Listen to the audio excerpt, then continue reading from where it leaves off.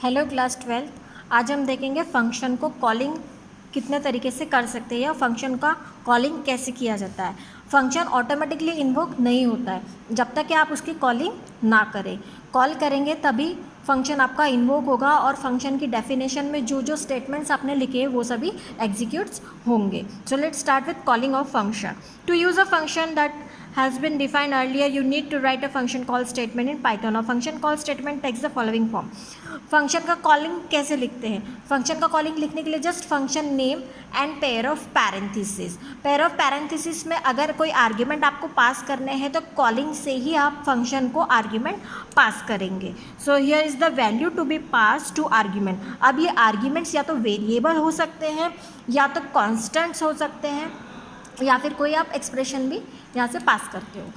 अब देखेंगे for example if you want to call the function calc something, ये कल का एग्जाम्पल चल रहा है कैल्क समथिंग का, pair of parenthesis define above, our function call statement will be like calc something. अब यहाँ पे आप देख रहे हो 5, यहाँ से जो 5 पास किया है फंक्शन को, ये फंक्शन कॉलिंग है और आर्ग्यूमेंट में हमने 5 को पास किया है। 5 क्या है? एक कॉन्स्टेंट वैल्यू है। Another function call for the same function could be like, तो यहाँ पे देखिए अब a=7 किया और कैल समथिंग में हम यहाँ से वेरिएबल को पास कर रहे हैं, है ना। तो क्योंकि हमने ये जो वैल्यू है हमने वेरिएबल में स्टोर की और ये वेरिएबल को उस फंक्शन में से पास कर रहे हैं। Carefully notice that number of values being passed is the same as the number of parameters. इसका मतलब क्या है कि आपके फंक्शन के हेडर में जहाँ पे जितने नंबर ऑफ आर्ग्यूमेंट्स आपने लिखे हैं पास्ड भी उतने नंबर ऑफ आर्ग्यूमेंट यहाँ से होने चाहिए, सेम होने चाहिए। Also notice that the last line of the program uses the function call statement print pair of parenthesis using the function call statement. अब जब कॉलिंग के वक्त जब हम प्रिंट लिखते हैं, ये सारी चीज़ें मैं आपको समझाऊंगी प्रैक्टिकली कि अगर प्रिंट में लिख रहे हैं मतलब कि फंक्शन आपका कुछ वैल्यू रिटर्न कर रहा है, मतलब फंक्शन में आपकी कोई रिटर्न स्टेटमेंट है। Consider one more function definition given below. यहाँ पे एक क्यूब नाम का फंक्शन है, आप देख रहे हैं डेफ क्यूब ऑफ एक्स। अब यहाँ पे कितना पैरामीटर है? सिंगल पैरामीटर है, एक पैरामीटर है ना। फिर यहाँ पे एक्सप्रेशन है res equal to x exponential form 3, है ना। और रिटर्न क्या होगा? जो एरियस में जो आपका वैल्यू कैलकुलेट हो रहा है वही उसकी वैल्यू हम रिटर्न कर रहे हैं। तो डिफरेंट कॉलिंग के टाइप्स देखेंगे। As you can make out that the above functions name was cube and it takes a one argument. अभी हमने देखा कि एक आर्ग्यूमेंट ले रहा है। Now its function call statement would be similar to the ones shown below. अभी यहाँ पे आप देखेंगे passing literal as argument in function call. अब यहाँ पे क्यूब ऑफ 4 पास किया, मतलब ये जो 4 है हमने किसको पास किया? फंक्शन को पास किया। It would pass value as 4 to the argument x. जो भी हमने क्यूब एक्स लिखा था वहाँ पे ये जो एक्स में ये 4 जो पास करे वो एक्स को असाइन होगा। Passing variable as argument in function call. अभी हमने वेरिएबल एज आर्ग्यूमेंट पास कर रहे हैं, तो क्या किया? वैल्यू को हमने एक वेरिएबल में स्टोर किया और क्यूब ऑफ नम को पास कर रहे हैं। उसके बाद में थर्ड जो स्टेटमेंट है, इस थर्ड स्टेटमेंट में क्या किया है कि रन टाइम वैल्यू ले रहे हैं यूज़र से इनपुट फंक्शन से और उसको इंटीजर में कन्वर्ट करके वो जो वैल्यू है आपकी कहाँ स्टोर हो रही है? माई नम में, और फंक्शन में आप इसको वेरिएबल को पास कर रहे हैं। फोर्थ टाइप है आपका using function call inside another statement. अब अनदर स्टेटमेंट का मतलब क्या है कि प्रिंट स्टेटमेंट के अंदर आप फंक्शन को कॉल कर रहे हैं। मतलब इस स्टेटमेंट का मीनिंग क्या हो कि फंक्शन यहाँ से कॉल हो रहा है, फंक्शन में आर्ग्यूमेंट पास हो रहे हैं और फंक्शन जो कैलकुलेशन करके कुछ वैल्यू रिटर्न भी कर रहा है और रिटर्निंग वैल्यू यहाँ पे प्रिंट हो रही है at a time. Cube 3 will first get the computed result which will be then printed। फिर वो इसी स्टेटमेंट के थ्रू रिजल्ट जो है उस फंक्शन का वो प्रिंट भी करेगा। लास्ट टाइप है using function call inside expression. अभी यहाँ पे आप देखेंगे फंक्शन कॉलिंग भी है लेकिन यहाँ पे आपको एक्सप्रेशन भी दिख रहा है। क्या एक्सप्रेशन है? एक वेरिएबल है double of cube equal to 2 into cube of 6, मतलब यहाँ से आपका फंक्शन कॉल हो रहा है, ये 6 जो है x को असाइन हो रहा है, जो भी कैलकुलेशन होके वैल्यू रिटर्न हो रही है, जो रिटर्न होके रिजल्ट आ रहा है वो रिजल्ट 2 से मल्टीप्लाई हो रहा है, और मल्टीप्लाई होके वो किस वेरिएबल में स्टोर हो रहा है, डबल ऑफ क्यूब के अंदर वो स्टोर हो रहा है.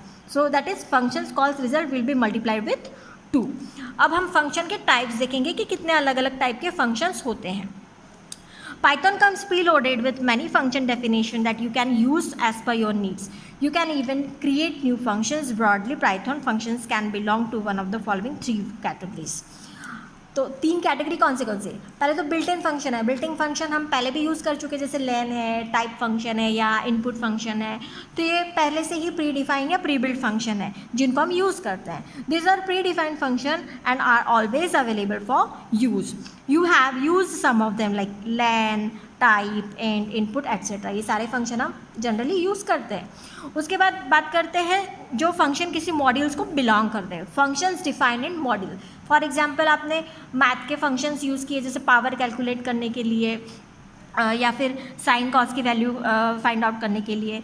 तो ये किसी मॉड्यूल को बिलोंग करते हैं. तो ये जो मैथ, फॉर एग्जांपल जैसे मैथमेटिकल कैलकुलेशंस है, तो ये किस मॉड्यूल को बिलोंग करते हैं? ये मैथ मॉड्यूल को बिलोंग करते हैं. तो मैथ मॉड्यूल को अगर बिलोंग कर रहे हैं, if you are using in your code this function, तो आपको इस मॉड्यूल को इम्पोर्ट भी करना होता है आपके प्रोग्राम के अंदर. So this function are predefined in a particular modules and can only be used when the corresponding modules is imported.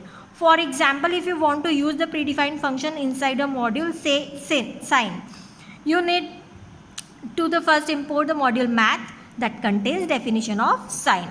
क्यों इंपोर्ट करना पड़ेगा? क्योंकि ये साइन की जो डेफिनेशन है वो उस मॉड्यूल के अंदर लिखी है. दैट्स वाई उसको हमें इंपोर्ट करना पड़ेगा इन योर प्रोग्राम. अब यूज़र डिफाइंड फंक्शन है. इस चैप्टर में हम यूज़र डिफाइंड फंक्शन ही पढ़े. यूज़र डिफाइंड फंक्शन मतलब क्या? जो हम क्रिएट कर रहे हैं, जो प्रोग्रामर क्रिएट करता है, ये यूज़र डिफाइंड फंक्शन होता है. अपने अकॉर्डिंग वो क्रिएट करता है ना. These are defined by the programmer. As programmers you can create your own functions. इस चैप्टर में हमको खुद के फंक्शन ओन फंक्शन से क्रिएट करने हैं, और कैसे क्रिएट करने हैं, कैसे फंक्शंस लिखने हैं, वो सभी हमको लर्न करना है.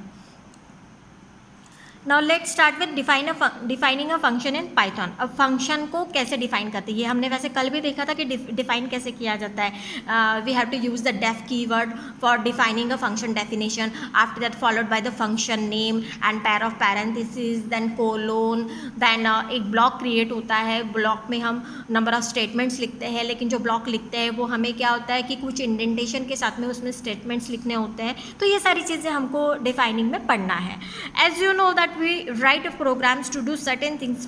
Functions can be thought of as keywords within a program. A function once defined can be invoked as many times as needed by using its name without having to rewrite its code. मतलब क्या है कि आपने एक बार function का definition, एक बार अपने function का कोड लिख के रख दिया, आप उसको कहीं से भी कितने भी बार, आपको जितने बार चाहिए आप उतने बार उसको कॉल कर सकते हैं, आप उसको एग्जीक्यूट कर सकते हैं, है ना. इसलिए हमको बार बार ये जो फंक्शन का डेफिनेशन है, बार बार हमको दोबारा से कोड उसकी लिखने की ज़रूरत नहीं होती. In the following lines, we are about to give the general forms, that is the syntax of writing functions code in Python. Before we do that, just remember these things. तो ये सारी चीज़ें हमको ध्यान में रखना है. कौन सी, जैसे कि आइटम इनसाइड एंगल ब्रैकेट. यहाँ पे आपको दिख रहा है ये एंगल ब्रैकेट है ना. एंगल ब्रैकेट में क्या होगा? ये यूज़र डिफाइंड नेम होगा. ये प्रोग्रामर खुद अपने हिसाब से देता है. Has to be provided by the programmer. After that items inside the square bracket is optional. अभी जो स्क्वायर ब्रैकेट के अंदर है वो ऑप्शनल है, मतलब आप चाहे आप पैरामीटर दो या ना दो, that is purely optional. It can be omitted. Its last is items, words, punctuators inside angular bracket and square bracket have to be written as specified. तो जो भी आपको specified है, आपके जो statements आने हैं वो आप लिखते हैं इसमें. अब यहाँ पे structure यहाँ पे दिया हुआ है, def एंगुलर ब्रैकेट में फंक्शन नेम, फिर आपका pair of parenthesis it is compulsory, लेकिन जो स्क्वायर ब्रैकेट के अंदर जो पैरामीटर्स है वो दैट इज़ ऑप्शनल. और फिर ये यहाँ पे आपकी फंक्शन बॉडी स्टार्ट होती है, यहाँ पे आप कोलन को रखना है, और ये जो आपके स्टेटमेंट्स है यहाँ से आपका फंक्शन बॉडी स्टार्ट होता है. और देखेंगे एक और एग्जांपल, सम का एक एग्जांपल है, def sum of x and y. अब यहाँ पे आप देख रहे हैं डेफिनेशन तो आपका कीवर्ड है जो कि आपके फंक्शन का डेफिनेशन डिफाइन कर रहा है। सम नाम का एक फंक्शन है जो कि यूजर डिफाइंड फंक्शन है। पेयर ऑफ पैरेंथेसिस में नंबर ऑफ आर्ग्यूमेंट यहाँ पर कितने हैं, there are number of arguments are 2। मतलब जब हम फंक्शन को कॉल करेंगे, कॉल करते वक्त हमें कितने आर्ग्यूमेंट पास करने पड़ेंगे, एग्जैक्टली 2 आर्ग्यूमेंट पास करने पड़ेंगे वाइल कॉलिंग द फंक्शन। यहाँ पे आप देख रहे हैं s equal to x plus y. अब ये फंक्शन जो है वैल्यू रिटर्न भी कर रहा है, किस वैल्यू क्या रिटर्न कर रहा है, रिटर्न ये जो एडिशन होके s में जो स्टोर हुआ है वो एडिशन वो रिटर्न कर रहा है। रिटर्न होके कहाँ जाएगा, जहाँ पे ये फंक्शन, जहाँ से ये फंक्शन कॉल कर रहे हैं ये वहीं पे वैल्यू जाके रिटर्न होती है। Another examples of def great print good morning, it is just simple printing the statement like good morning. तो इसको जस्ट फंक्शन कॉल करेंगे। अब यहाँ पे आप देख रहे हैं ग्रीट में पैर ऑफ पैरेंथेसिस है, कोई भी आर्ग्यूमेंट नहीं है, तो आर्ग्यूमेंट जो होते हैं वो प्योरली पूरी तरीके से ऑप्शनल होते हैं। Though you know about various elements in the function definition, still let us talk about it again. Let's dissect that this functions definitions to know about various components. अब different components भी है इसमें। तो ये एक example है, अभी आपको पता है कि डेफ कीवर्ड है, then sum is the function name and inside a parenthesis this are the parameters and colons, ये आपका फंक्शन हेडर होता है। फिर ये नंबर ऑफ स्टेटमेंट आपकी ये फंक्शन बॉडी है और यहाँ पे एक रिटर्न स्टेटमेंट भी है। ठीक उसी तरीके से ग्रिड फंक्शन में देखा जाए तो डेफ कीवर्ड है, ग्रिड ये यूजर डिफाइंड फंक्शन नेम है, पेयर ऑफ पैरेंथेसिस है, no argument is there and एक single statement in the function body, that is a print statement. Here is a no return statement. तो return statement भी जो है optional होता है। If you want to return the value to the calling that you have to write the return. If you don't want to write the if you don't want to return any value to the calling function then you have to printed value in the function body। अब function header के बारे में देखेंगे कि function header क्या है। The first line of the function definition that begins with keyword def and ends with a colon specifies the name of the function and its parameters. Parameters variables that are listed within the parenthesis of a function header, मतलब जितने भी variables हैं उनको हम parameters या arguments कहते हैं जो भी पेयर ऑफ पैरेंथेसिस के अंदर होते हैं। उसके बाद में फंक्शन बॉडी। फंक्शन बॉडी मतलब आपने फंक्शन हेडर दिया, डेफिनेशन दी, एग्जाम्पल जैसे आपने यहाँ पे एक डेफिनेशन दी डेफ, अब फंक्शन नेम लिख रहे हम जैसे स्क्वायर, और स्क्वायर में एक आर्ग्यूमेंट लिया हमने एक्स और कोलोन। ठीक है, ये आपका फंक्शन क्या हुआ, हेडर हुआ। डेफ क्या है, कीवर्ड है। ये क्या है, फंक्शन नेम है। और ये क्या है, पैरामीटर या आर्ग्यूमेंट है। और ये कोलोन। अभी आपका फंक्शन हेडर स्टार्ट हुआ। अभी जो स्टेटमेंट हम लिखेंगे तो थोड़ा सा इंडेंट दे के यहाँ से हम स्टेटमेंट लिखेंगे। तो जो भी स्टेटमेंट हमको लिखना है, जैसे हम एक वेरिएबल ले रहे हैं एक्स और एक्स इंटू एक्स, और अगर हमें रिटर्न करना है तो हम यहाँ पे क्या देंगे, रिटर्न एस, है ना। अभी ये फंक्शन ऑटोमेटिकली इन्वोक होगा क्या, नहीं होगा, हमको इसको क्या करना पड़ेगा, कॉल करना पड़ेगा। कॉलिंग के लिए आपको क्या करना पड़ेगा, एक यहाँ से आपका मेन स्टार्ट होता है ना।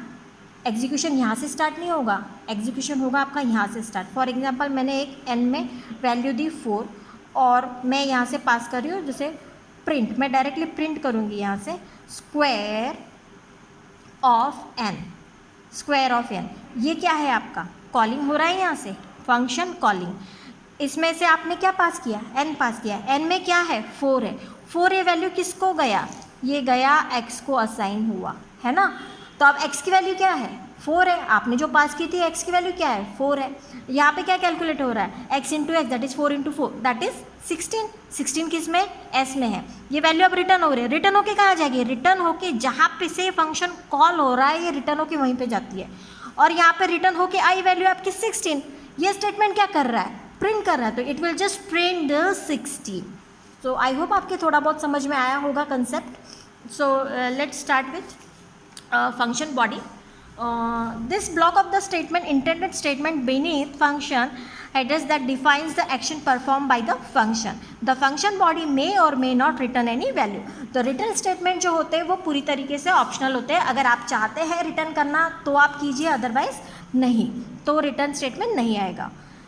Example given sum in returning value stored in a variable but function grid is not returning a value. अभी हमने देखा था कि सम जो फंक्शन था वो वैल्यू रिटर्न कर रहा था, लेकिन जो ग्रिड नाम का फंक्शन था वो कोई वैल्यू रिटर्न नहीं कर रहा था. तो रिटर्न स्टेटमेंट जो होता है फंक्शन बॉडी के अंदर वो ऑप्शनल होता है. A function not returning any value can still have a return statement without any expression और a value. Examples below will make it clearly. मतलब ये कहने की कोशिश कर रहे हैं कि अगर आपको कोई वैल्यू रिटर्न नहीं करना है तो भी आप रिटर्न कर सकते हैं, कोई भी, ना तो कोई एक्सप्रेशन ना तो कोई वैल्यू. इंडेंटेशन की अब बात करें. अभी मैंने बताया था कि अगर डेफिनेशन आपने लिखा है तो जो फंक्शन बॉडी जो स्टार्ट होती है वो इंडेंटेशन के साथ में स्टार्ट होती है. तो उसी इंडेंटेशन की बात यहाँ पे हो रही है. The blank space in belonging in of the statement convention is 4 spaces. कितनी स्पेसेस होती है? बाय डिफ़ॉल्ट इंडेंटेशन में 4 स्पेस होती है. With in a block all statements with in same block have same indentation. मतलब एक ब्लॉक के अंदर, एक फंक्शन ब्लॉक के अंदर ये जो स्टेटमेंट्स है, नंबर ऑफ स्टेटमेंट है, वो आपके इसी इंडेंटेशन से स्टार्ट होते हैं. यहाँ पे सैम्पल कोड दे रखे हैं. That sum of 3 multiples of 1 of n, और ये देखिए कैलकुलेशन हो रहा है n into 1 plus n into 2 plus n into 3, और रिटर्न होके s की वैल्यू फंक्शन कॉलिंग को रिटर्न जाएगी. ठीक उसी तरीके से सैम्पल कोड 2 है. सैम्पल कोड 2 में भी आप देखिए यहाँ पे रिटर्न स्टेटमेंट नहीं है, यहीं पे फंक्शन बॉडी के ही अंदर वैल्यू जो है प्रिंट हो रही है. तो रिटर्न स्टेटमेंट पूरी तरीके से ऑप्शनल है. अब ये वैल्यू कहाँ पे प्रिंट होगी? फंक्शन के अंदर ही प्रिंट हो रही है, ना कि कॉलिंग को रिटर्न जा रही है. उसके बाद में और एक एग्जाम्पल है कोड नंबर 3. कोड नंबर 3 में आप देखिए कि यहाँ पे सीधे सीधे एक्सप्रेशन ही रिटर्न कर रहे हैं, तो ये भी चलेगा. यहाँ पे क्या हो रहा है, जो भी वैल्यू आ रही है ए में आ रही है, ए इंटू ए करके डायरेक्टली रिटर्न हो रहा है ना. नेक्स्ट है आपका, आप पैरेंथेसिस में भी कवर करके रिटर्न कर सकते हैं. ठीक है, पैरामीटर ऑफ सर्कल, तो रिटर्न पे ब्रैकेट के अंदर 2 इंटू 3.14 इंटू आर, इस तरीके से आप पैरामीटर में पैरेंथेसिस में भी आप देते हैं. उसके बाद एक और कोट नाम का फंक्शन है.